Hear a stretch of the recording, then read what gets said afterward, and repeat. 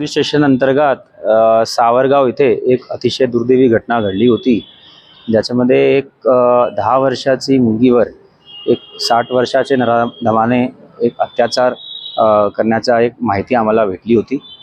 7-8 वाजता रात्री ते पोलीस स्टेशनला आले होते। 2-3 तासात FIR दाखल झाला होता, परंतु आरोपी FIR दाखल करण्याच्या पूर्वीच पळून गेला होता।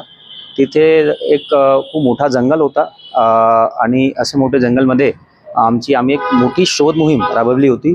ह्या शोध मोहीममध्ये आमचे 105 कर्मचारी, आमचे 5 पथक, SDPOचा पथक, LCBचे 2-3 पथक, आमचं पोलीस स्टेशनचा पथक, डिव्हिजन लेवलचा पथक असे आमचे पथक होते।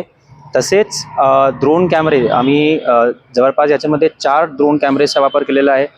2 BDSचे आमचे पथक आले होते आणि 2 दिवसची मॅसिव्ह सर्च ऑपरेशन नंतर जंगलमध्ये हे आरोपी आज स्थानिक गुन्हे शाखाचे आमच्या पथकाने ताब्यात घेतलेला आहे आणि याचा आम्ही अटक करत आहोत।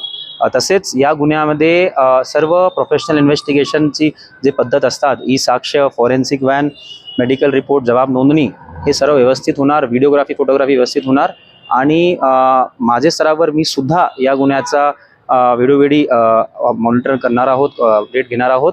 आम्ही एक टाइमलाईन ठेवली आहे की 30 दिवसात आम्ही याची चार्जशीट कोर्टामध्ये पाठवणार आहोत, जेणेकरून हे नराधमाला कोर्टामार्फत कठोर कठोर शिक्षा होईल आणि एक समाजामध्ये चांगला मेसेज जाईल। धन्यवाद।